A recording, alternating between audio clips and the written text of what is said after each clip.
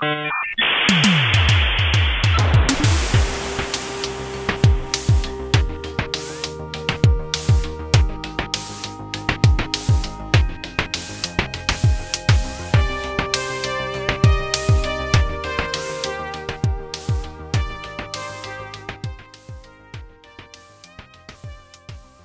morning, good evening, good afternoon, and welcome to the Net Podcast. I'm Tom Nadeau, one of your co-hosts. I'm joined by Brent Salisbury and Dave Tucker, other co-hosts, and Mr. Mestry will be joining us shortly. He's a little late. We're joined today by Corey Bryndal, who is not the not the character from the claymation Christmas movies, but he does live where that stuff exists, and you can see it on the image if you're watching this on YouTube. Welcome to the podcast, Corey. Hey Tom, good morning. How are you guys? Yeah, we're doing okay. Today we invited Corey on the call today because he's been working I guess you've been working on rural broadband for a while on different projects. This is the latest one, which is very interesting. And we talked about this a couple of weeks ago, and I thought this would be super cool for the folks listening to hear about how this is actually being done successfully today, and how it's possible to do this outside of an MSO or a telco-led setup. So thought it'd be fun for people to see this and check it out. So thanks for being on. Yeah, definitely. Glad to share. Do you want to, if you could, you want to describe a little bit about how you got here, what the project is about, and all that for folks listening? Yeah, so gosh, I live out in western Colorado, and we're about 4 hours from a major city. So we're kind of in a rural and remote area. There's typically pretty great distances between our communities, and we're in a mountainous area, so the challenges in getting to the communities are pretty significant. Beautiful areas, right? So we've got ski areas, we've got meadows, all the rural construct, but we have populations out here. And I've been, as you know, Tom, I've been working on various types of networks for years. Starting 20 plus years ago with the level 3 stuff as that came out of the ground, and on through several of my own projects, and work for the vendors and that type of thing, but always kept a pretty tight focus on broadband and core backbone networks, and then eventually got into the rural thing here. We basically discovered kind of a market failure situation, where it's really tough for the large companies to invest in small communities with very low population density. And I live that dream every day. So I've got a wife who's a nurse, who's practicing medicine, trying to deliver services, and I've got kids that are in schools, that type of thing. And we just noticed the services are really deficient. There's basically, yeah. You look at the big guys, and they run the spreadsheets and say, gosh, we're going to put all the investment into a suburb near the city because we get a quick return because of density. And you look out to the areas with these small towns dotted around, and it's really tough to just justify the CapEx side of it. And then really the operational side over time is the challenge. Yeah, and it's a real problem. I mean, even when I was back at BT, we were trying to do fiber to the home, and exactly what you're describing. It's financially, it actually wasn't even a slam dunk doing it in the cities, to tell you the truth. And it's part of it is because of what you said. It's not even the initial build out; it's the ops that go with it. And a truck roll on a super low margin service makes it a negative margin service in a lot of times, in a lot of cases. And so that's a real, that for what I worked on, that was a big deal. And that was one of the advantages to trying to roll out fiber, was that NPON at the time, GPON, one of the advantages, or one of the proposed advantages anyway, of the thing was limited truck rolls. Like to do a lot of the changes that you have to do in DSL type technology you want to increase bandwidth, there's physical changes versus like just changing queuing or something at the edge, which is, I mean, the so steps on soapbox. Corey's doing God's work here. As somebody that does suffer under remote broadband in the United States, it's incredibly frustrating. And post COVID, it's even worse. And so fundamentally, there's a lack. There's no competition. So in the U.S. we don't treat bandwidth as a utility. It's not a guarantee. Our basic definition of broadband is what, 24 meg now? I think it got bumped up 4 meg. yeah. But 24 meg, which I don't even have. I'm on like 18 because I'm on a dual DSL because they only run copper out here. I'm in a subdivision 15 minutes away from a city of 350,000. But because there's not enough houses in the subdivision, I'm not going to Between get here and there. broadband Yeah. anytime soon. I mean, it's garbage. And so you have ILEX, you have the telcos that are still subsidizing copper up the side of a mountain, which is nuts. And we have cable broadband that won't go anywhere near anywhere that has no density. So, Corey, I'm channeling some frustration for you to tell me how you're going to fix this. Yeah, it's interesting because the problem expresses itself most acutely in the rural areas, but it's present in the metro areas as well. There's pockets of metro areas they're unserved or underserved as well, surprisingly. But yeah, so what you mentioned is as far as the speeds, there's kind of two tiers of speeds that are considered for like public funding. If you're 25.3 or below, you're considered unserved. So that's the current definition that's being used for funding decisions. And then if you're between 100 by 20 and 25 by 3, you're considered underserved. If you have 100 down by 20 up, you are then considered served. So what that change in definitions has done, that kind of updated some of the 2015 definitions. That's opened up the window of opportunity for us to fund some of these rural areas. So the networks that I'll describe here in this discussion are mostly the middle mile networks focused on kind of lowering the barrier of entry for those companies to invest. But at the end of the day, those companies need to invest and they need to make that last mile connection too. So we'll bring fiber and services between the towns, but we're partnering heavily to help those companies make those either private or public and private investments to get out to places like what you described, Brent.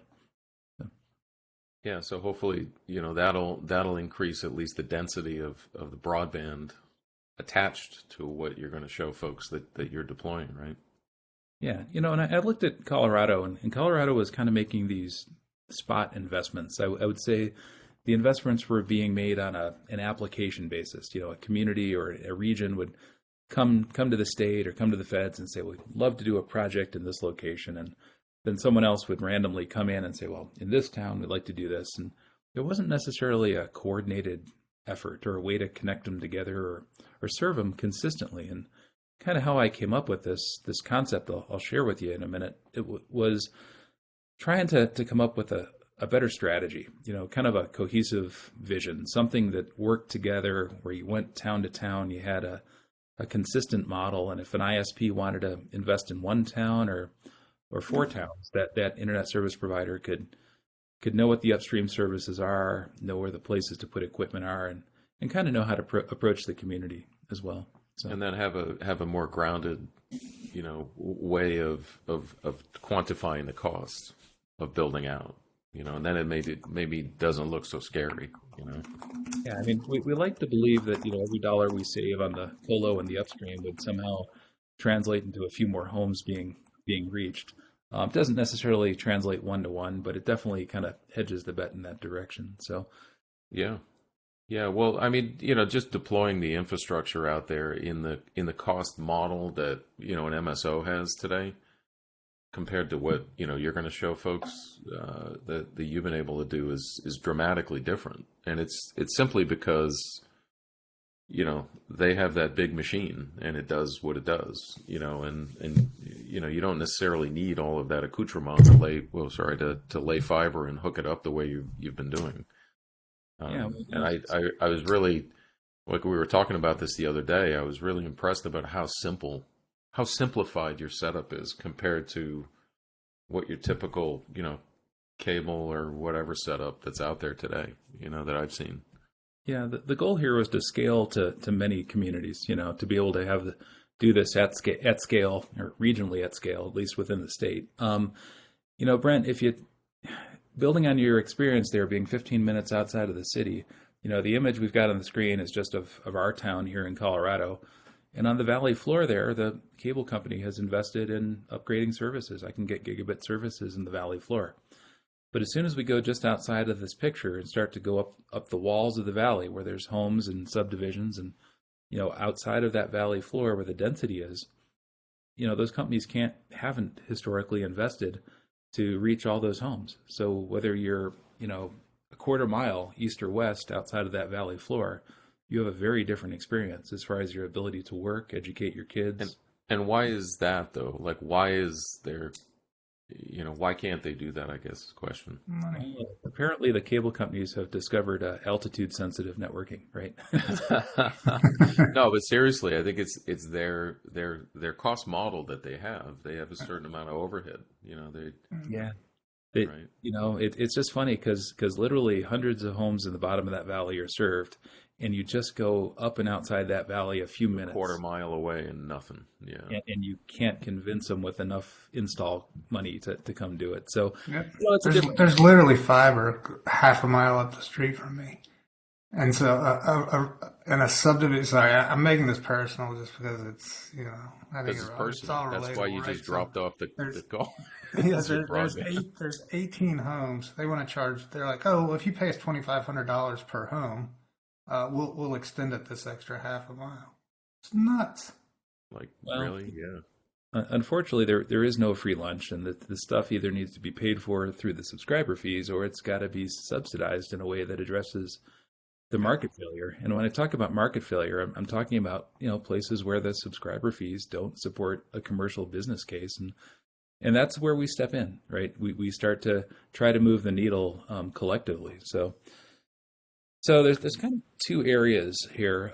The one is this kind of middle mile concept, and the term is non-technical. It's kind of born out of the grant funding world. And that really has to do with building fiber or getting access to existing fiber between towns or communities and tying those towns back to the major metro areas, which is where the upstream sources are and where the content really relies, those commercial edge networks.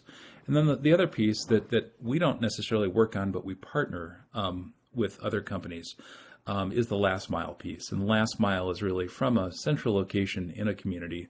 And that's that fiber build out to your home or to your business or your organization. And that's kind of the split. So Region 10, based here in Colorado, we work exclusively on the middle mile, and we partner for last mile services. So we don't necessarily deliver any service to an end user. We primarily are kind of that old carrier of carriers, positioning in the networks.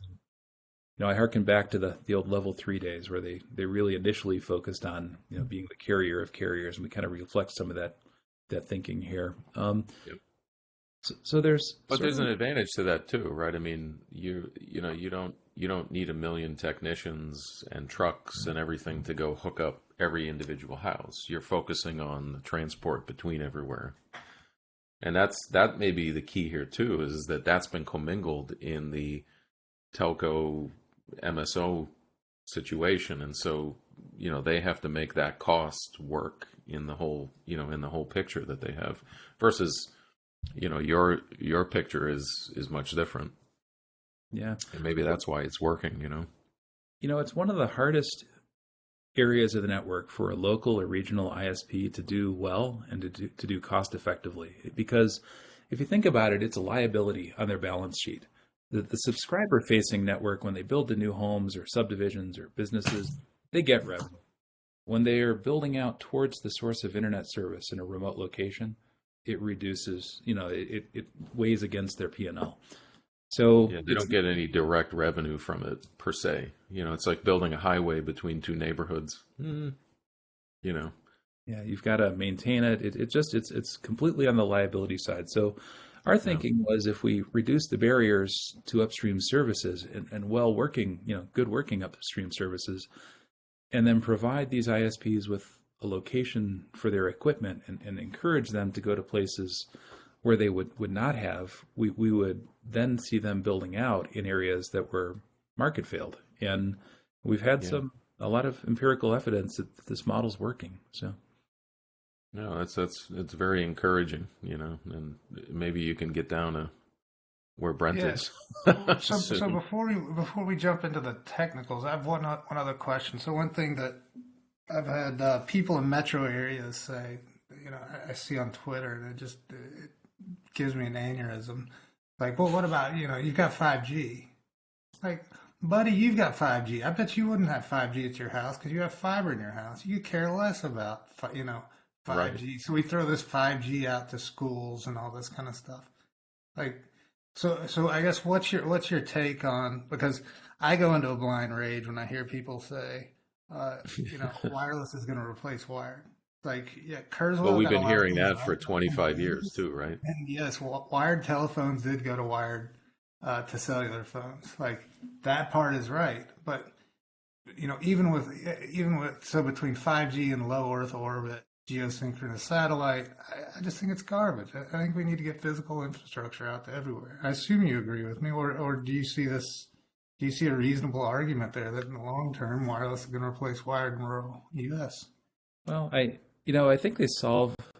I get this asked more recently. I get this question around the Starlink stuff, right? So, and my response is that they kind of solve for different problems, right? One is really dealing with areas that do not have you know, any wireline service at all, or any Any, right? possibility. I see Starlink dishes on Sprinter vans, right? So Yeah. that's a situation where, or an RV. Those are situations where there's literally, it's a mobile device, a mobile vehicle. So as far as 5G and cellular service, so the experience you have 15 minutes from a city is very different from the experience we have 4 hours from a city. So I cannot hold a call for 30 minutes, leaving my house, going to the major, the next town of 15,000 Yeah, people. every time we're on the phone, you drop out, We you have go, no. yeah, Um, exactly. when I get within a mile of the town, I bump up to LTE, or occasionally the 5G ticker flips on. And that's with a brand new, phone. But unless I'm really close to those major metros, and Tom, that experience of, we're having a call, things are going well for a minute, and then it drops, and I ring you back, and we do that 4 or 5 times throughout Yeah. a call. That Yep. just tells you the level of service that we experience on the mobile side. They're experiencing the same Well, the challenges. mobile thing is connected to the same infrastructure that the broadband would be connected to anyway. So it's kind of a fool's errand to say, I agree with Brent, that like wireless isn't going to solve the problem unless you have the bandwidth behind it. It's not, there's no free lunch. It's got to go somewhere, right? And it solves part of the problem, the accessing the last mile part, but if you don't have the backhaul behind it, which is what you're basically building, Yeah. then it doesn't matter, right?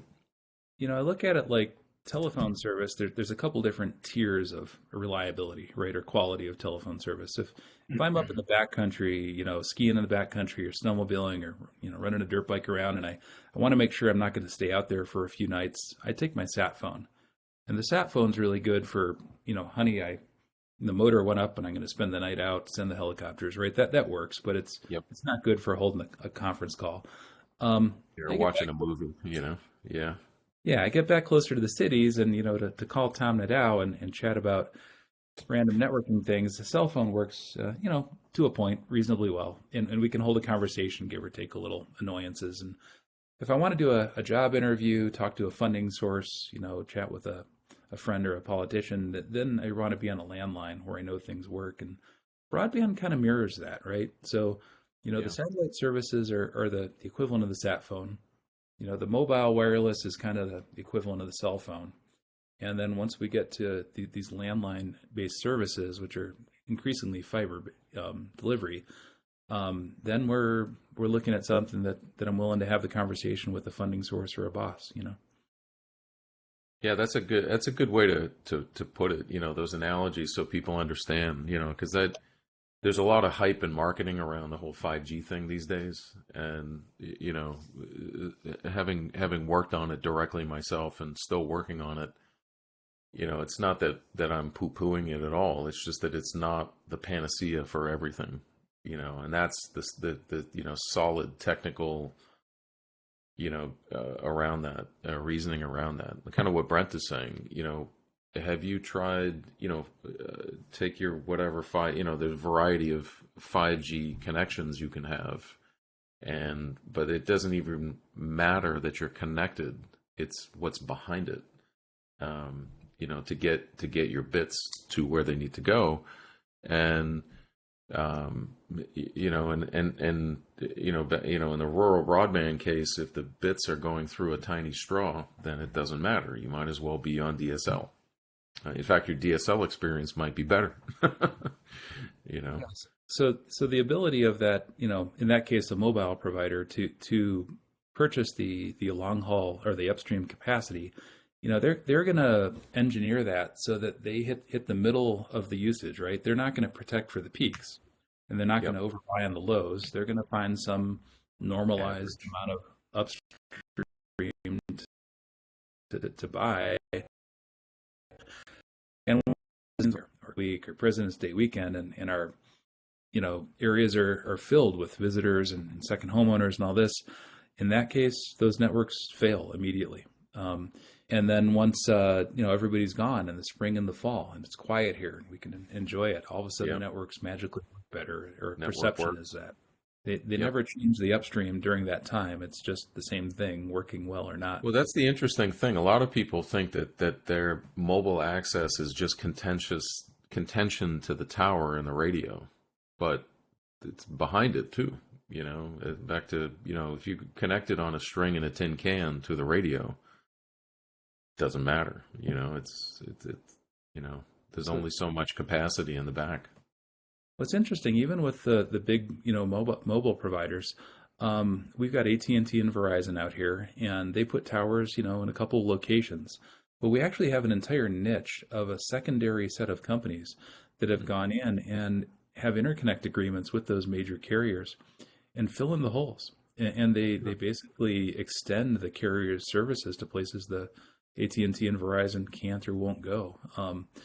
So it's the issues that we're experiencing on the terrestrial landline broadband side are largely mirrored in the mobile world as well. Oh, cool. So can you get into like what you've built and how you operate? Yeah. So there's kind of these 4 areas that we identified to be able to address some of those concerns. And the one is first one's the reliability of the network. We can lose services for multiple days. We can lose services for hours, or we can lose them for days. We typically have a single route of fiber into a community, and that route of fiber is owned by one provider, the telco. It's been that way for decades. And if a post hole digger, an excavator, a mudslide, a fire, anything impacts that fiber, one or multiple communities. We've got one area that keeps getting post hole diggers going through it, and we'll lose 9 communities at the same time for extended periods of time. And today, with the applications living remotely in the cloud, it's really not a tenable situation. So the first thing is reliability. Yeah. The next aspect was really increasing just the overall capacity to our ISPs, to the communities.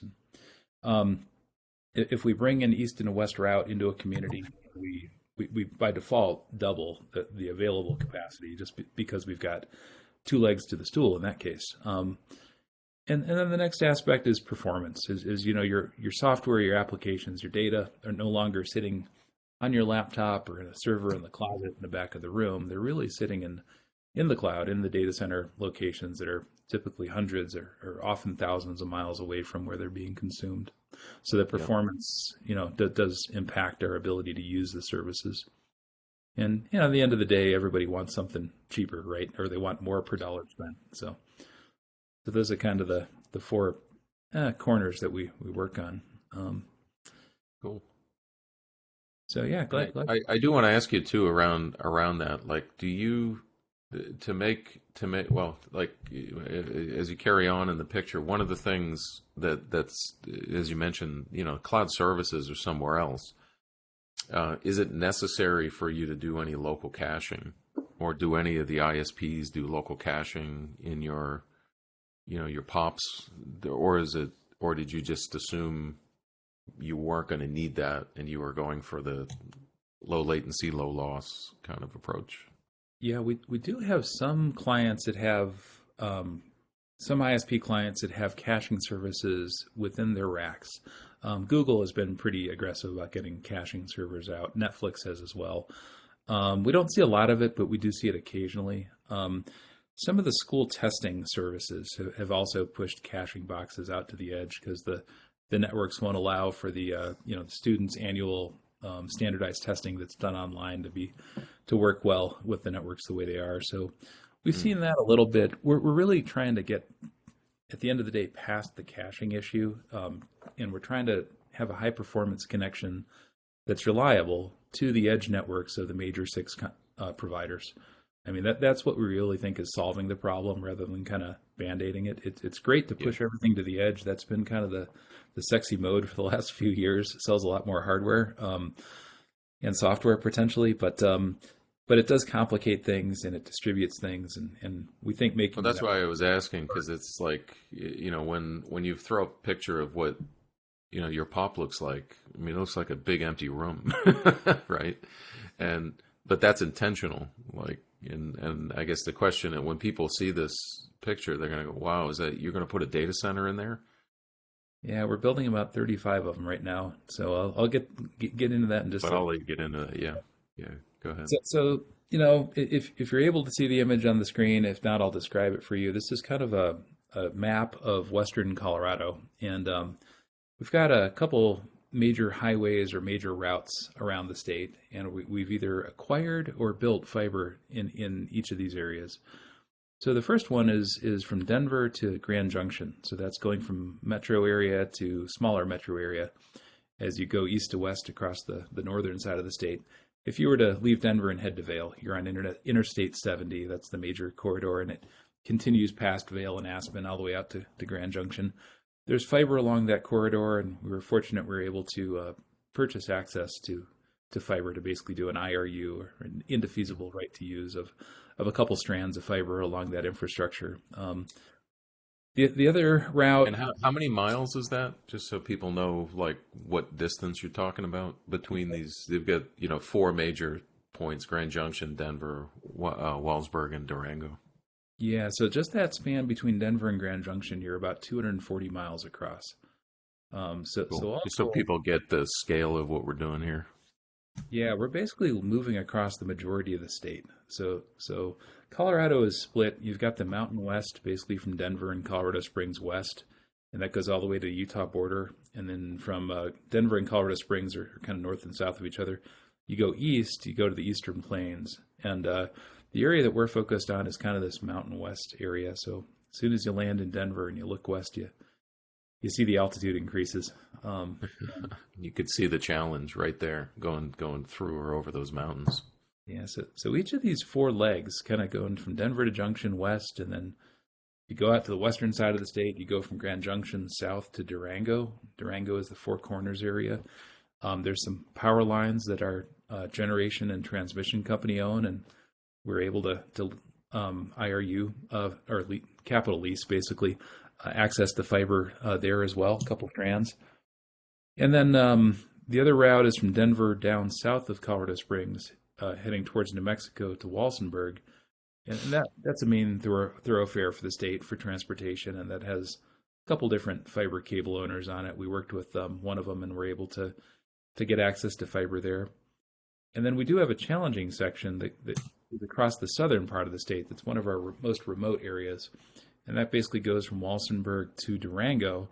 And that passes through a number of rural and impoverished communities, very low population density, and it goes through 2 of the Indian tribes. So we worked very closely with both the Southern Ute Indian tribe, and we've done some work with the Ute Mountain Ute tribe as well. So that route on the south side between Durango and Walsenburg, that's along State Highway 160. There's a couple different fiber owners that we've worked with to patch things together, and we're doing about 60 miles of fiber construction in the Southern Ute Indian Territory as well. So brought together 4 partners, basically 2 counties, an electric association, and the Southern Ute Indian tribe, along with Region 10, our organization. And we developed about $2 million in matching funds. And we went to the state and said, will you match us 1-to-1, dollar per dollar? And we have about a $4.5 million project where we're building 60 miles of fiber in a very remote area. And that'll help the tribe. It'll also help that area. But really, it seals up this ring around the state. It gives us that last little piece that was missing. So, And that's an example of how, a telco MSO would not have done that, probably because of the costs. You're going to run fiber across 60 miles of, relatively low density. They would not have done that, right? Yeah, and we did benefit from our Colorado's Department of Transportation, the group that takes care of the roads and the highways here.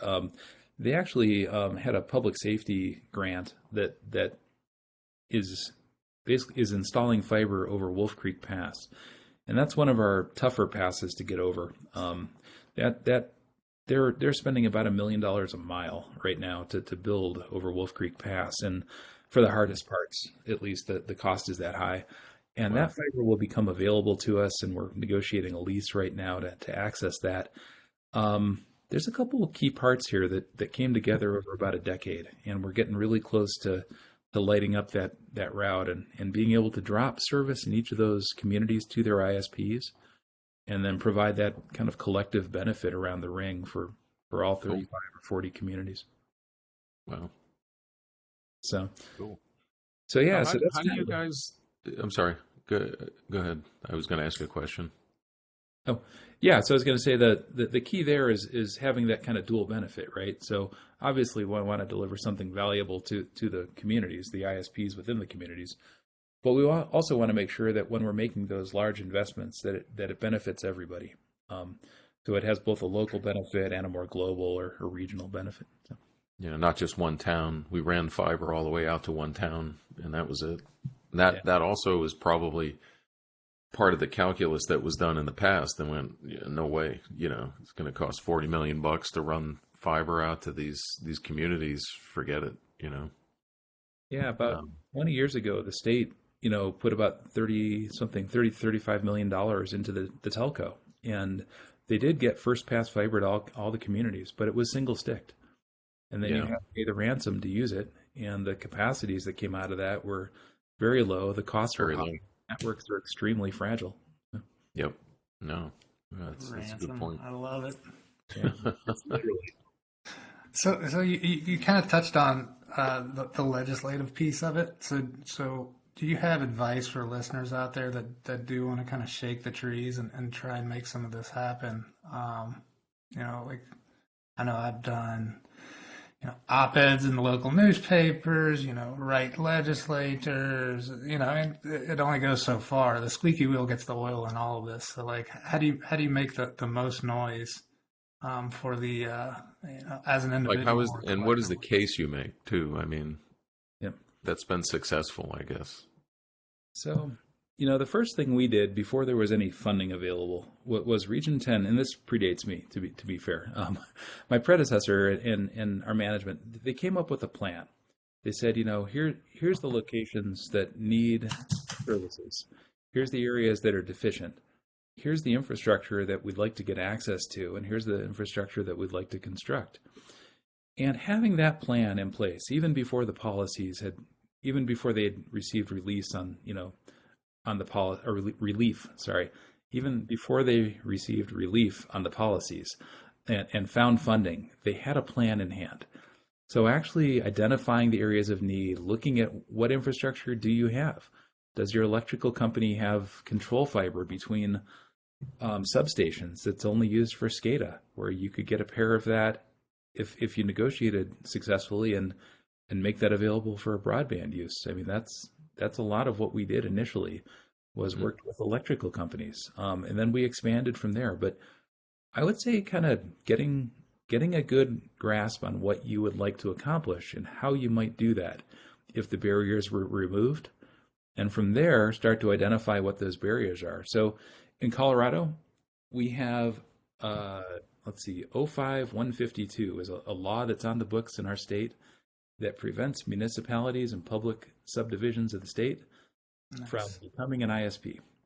And that was put in place by our dear friends at the telephone company and Yeah.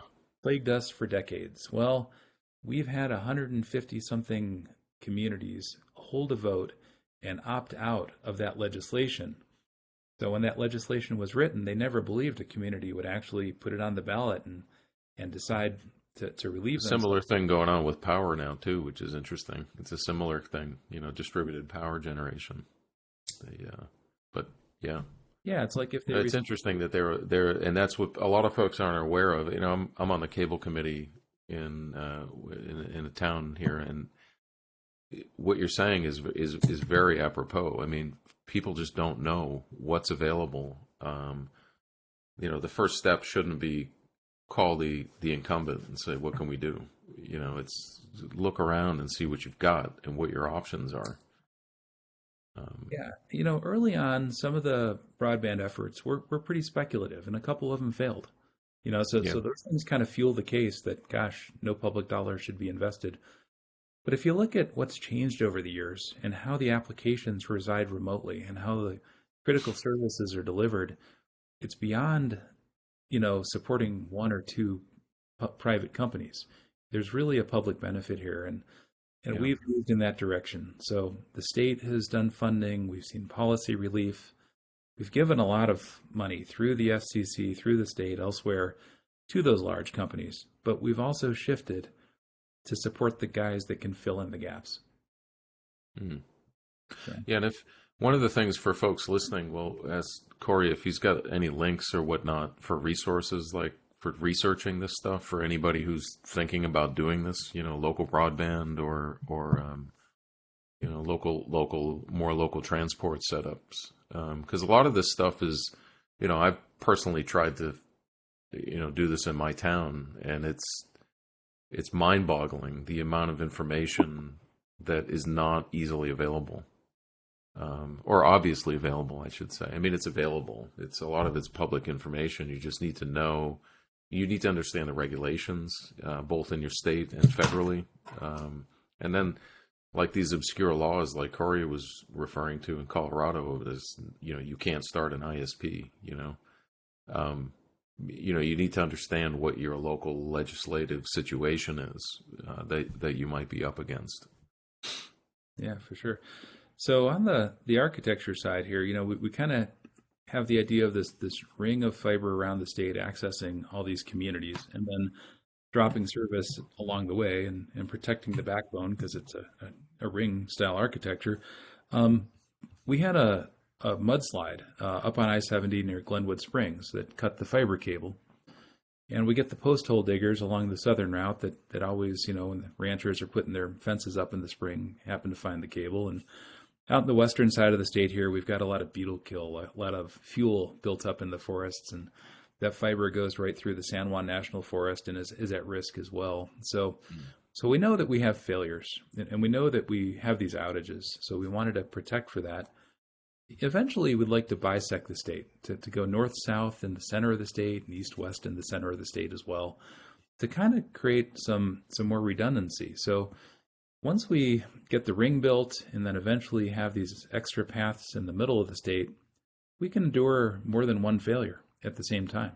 And the traffic will continue to make it to Denver, to Salt Lake City, and to Albuquerque, to our major metro areas. So at the end of the day, that's kind of where we're going. So two kind of base concepts here. One was we needed to increase the capacity around the ring, around western Colorado. And the way we did that was by adding additional colors of light to very few strands of fiber. So we typically buy 2 or 4 strands of fiber. We don't need a large strand count to deliver services to these rural communities because we're on the middle mile again. But we use DWDM and some pretty nice equipment from the vendors. The cost curves have come down. We're able to get about a 42 channel system, and we run everywhere from 100 to 400 gig services per channel. And we've set up the amplification there so that as the router speeds increase, we don't have to go back and re-engineer everything. So we're pretty much targeting this 400 gig per channel system. But by adding additional colors of light to relatively few strands, we were able to increase the capacity of the system. And then the next piece was to take. Operationally, that's pretty simple. It's, it's got 4 strands plugged in, 42 channels effectively. That's it. And there's not much to maintain or mess around with there other than the mapping onto the channels, right? Yeah, it's about 1,200 miles of fiber, about twice that in route miles, and we've got ROADMs and amplifiers and all the stuff that you'd expect in a fiber network to drop services off or continue the pushing the light along the cable. But those technical advances in the equipment and the cost curve coming down has brought this into a situation where we can afford, with state level funding, to buy the equipment and access the fiber and start to put this thing together. But dropping an ISP 200 gig services versus having them buy a fractional 10 gig service from a telco, and the cost is less, is a significant game changer. So we're really after kind of that generational increase in capacities. So. And part of it too is you're not offering any services on this that you've got to overcomplicate your whole build with. They're just, you get bandwidth. Right. Yeah, we really offer just 2 products, and one is upstream peering for the ISPs, and that brings us out to Denver, Salt Lake, and Albuquerque. I'll talk a little bit more about that in a moment in the next slide. But the other is transport. So if the ISP doesn't want to buy from Region 10, that's fine. We'll transport you to where you want to go. If your favorite ISP is in Denver or Albuquerque, we'll get you to your low cost or favorite option as well. Cool. So we don't want to corner anybody. We want to give them options, and that worked well. We've got a group called the Front Range Gigapop in Denver that is part of NOAA, or the University Corporation for Atmospheric Research. But the Front Range Gigapop provides Internet 2 and educational services for universities and education. And we have 4 universities on the western side of the state that either don't have access to the Front Range Gigapop, or if they do, it's prohibitively expensive through the telco, again, just because of the distances and that type of thing. So through our network, we are a member of the Front Range Gigapop, and we're able to extend those Internet 2 services and other educational services to the 4 universities and school districts in the rural part of the state. So, oh, cool. So, can you jump into? Oh, sorry. There we go. I was going to say, how can you jump into like the implementation and what we're running a little low on time. Okay, sure. So the next part of this backbone story is to actually get access to places that matter. And initially, the ISPs look for, what's the lowest cost option, right? Can I get to the Cogents and Hurricanes of the world? And that's sort of the story we see over and over is how do you get to the cheapest source? But really, we found it's most important to get to the places that matter. Before the pandemic in 2019, less than 50% of our traffic, about 43% of our internet traffic, was going to Google, Facebook, Netflix, Amazon, Apple, and Microsoft, the big 6. After the pandemic, 2021, late 2021 and on, we saw almost 60% of our traffic heading to just those 6 companies. Wow. And it's not that that's your just point about the cloud services. They're not here anywhere anymore. They're over there. Yeah, and those 6 companies, it's not just their marquee application. They're hosting hundreds of other applications, Yeah. It is truly the cloud environment. So we have seen the shift to cloud just de facto. It's occurred. Basically, our traffic mix has changed significantly. So we want to extend our network to Denver and Salt Lake and Albuquerque. But what we're really trying to get to is direct peering with those 6 content providers. Places where I can provide a router next to those 6 guys, connect to them directly, and I don't have to pay a third party, a transit provider, to then hand it off to them. I can set up the peering directly. And that is a big differentiator, because when you go to a tier 2 ISP, that guy's just taking a check to punt your traffic to the guy right next to you anyways. Yeah, and the margin's really pretty low. So that, less of those transient hop things, peering hop things, better.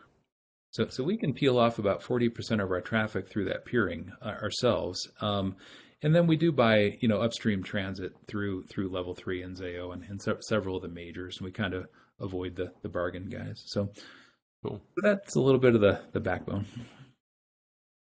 Cool. So how do you guys implement this stuff? Like if you can show like when we looked at this last time, like your implementation, you had a picture of like how you're deploying in your Yeah, so kind of facility. shifting gears to what it looks like from a community's point of view, right? So you're a small town in Western Colorado, and internet hurts, and everybody's kind of, sharing the stories that we all started with here. I use a small town in Western Colorado called Palisade as an example. There's a lot of examples, but they're a good one. They're a town of just under 3,000 people. Their median household income is just under half the state's average. They've been around for 100 years, and they grow peaches there. So we all see their peach stands around, and Huh. Palisade peaches are known throughout Colorado and western Utah. It's kind of a delicacy. But they're in a situation where they've not seen material investment from the cable company or the telephone company. Their closest city of 50,000 or more isn't Grand Junction right next to them. The closest city that would see material investment from those large entities is actually Boulder, Colorado, 181 miles away. So this is a perfect candidate for middle mile fiber. So in this case, a private company was building a route from Chicago to the West Coast to San Francisco for high frequency trading. They wanted a high performance route, and that fiber was built in the highway right away. And in doing that, in order to access the right of way through Colorado along the highway, they donated fiber and conduit and vaults to the Department of Transportation as the fee for getting access to the public right of way. And we were able to access some of that private and public fiber. Yeah. So in this case, the fiber existed, and we were able to go out and buy it or lease part of it. IRU it is how we do it. If that fiber doesn't come along on its own, we'll actually find the funding and construct these long haul routes. And we've done that in several cases, 40, 60, 80 plus miles. We'll go out and find state level or federal funding, match it with local dollars, and make that fiber magically appear. It's not a quick process, but we can get it there. Cool. And that's kind of the first step. Hey Corey, we're at the top of the hour. Unfortunately, we're going to have to call it here, but I think it'd probably be cool to have you on for a part 2 so we can continue on, because there's actually a whole bunch of other stuff here that I've seen that's really cool, that I think folks would be really interested in checking out. Sure. Specifically, like, well, the specifics, like you've just started touching on like how you're implementing this and making it work right, and making it cost effective and all that. So if it's cool with you, we'll invite you on for another part 2 here and continue on, because this is really, it's fascinating, and as you can see, it gets Brent's juices going too.